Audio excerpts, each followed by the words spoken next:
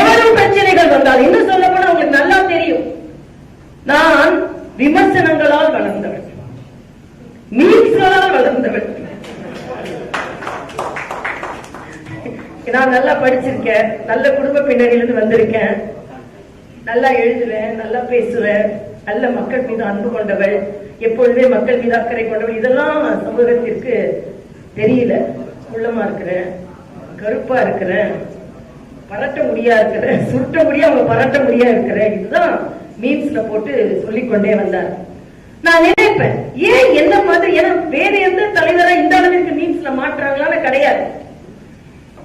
நான் நினைப்பேன், ஒரு பெண் எந்தவித அப்பாவோட பலம் கிடையாது, நானே தானே வளர்றேன், எந்தவித தடையும் இல்லாமல் ஒரு கட்சியில் சேர்ந்து ஒரு மாநில தலைவராக உயர்கிறார்கள் என்றால் இந்த சமூகம் பிடிக்காத சமூகம்.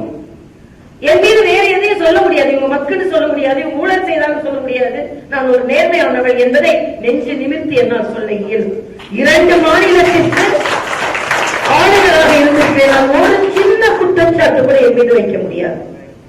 நேர்மையாக நேர்மறையான திட்டங்கள் தான்.